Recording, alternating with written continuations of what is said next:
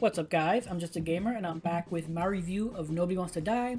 This is a future noir type story where your game is set far into the future, where humanity has become pretty much immortal. They can basically move their consciousness from one body to another as long as you have enough money to buy a new body.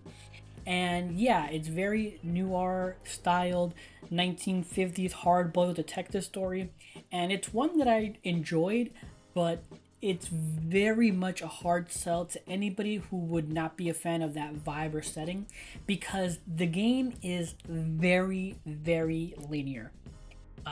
When it comes to gameplay, there's you investigate crime scenes and you're given tools to do so. The main one being the reconstructor, which allows you to like rewind time to see how events played out, so you can find clues and see details that you would have maybe not been able to see otherwise. But besides that main gimmick, there's not much else to it. Even with that gimmick, it's very straightforward. There's no clues you can miss. The game, directs you to where you need to go to find what.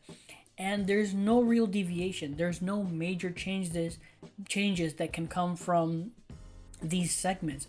Same thing with certain parts, certain segments called the clue board, where all the clues you find, you have to put them in the proper order to come to the proper conclusion.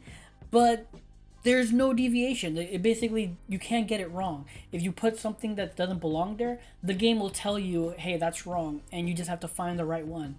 There's no real, changes to the game's story at all whatsoever. It's always very linear, and it's just gonna always come to the same conclusion.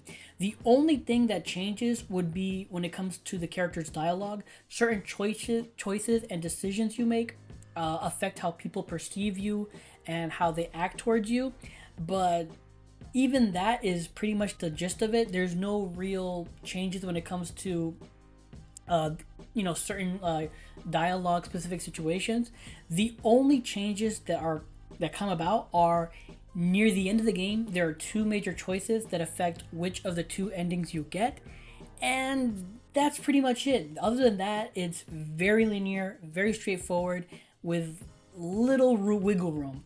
This is a game that's specifically made for people who like this type of setting and story. If you like crime noir stories, you might enjoy this game.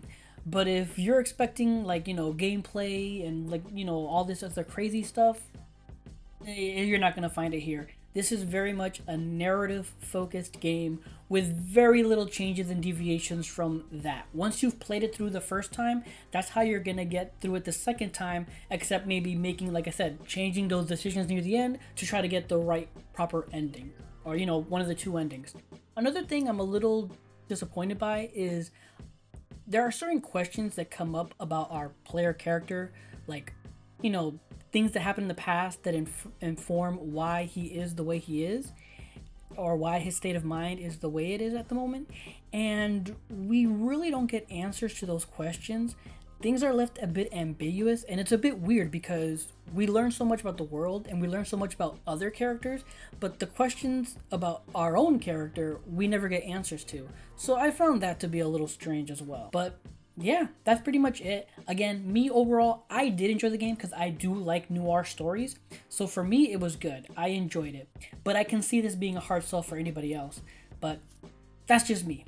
But yeah, that's for my review. Those are my thoughts. If you enjoyed this video, please leave a like or comment down below. I'd appreciate any and all feedback. Subscribe. I'm streaming on Twitch, so please consider following me there at twitch.tv/justthegamerinc, all together one word, or you can click link below.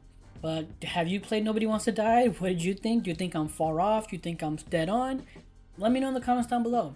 Regardless, thank you for watching, and until next time, take care and have a good game.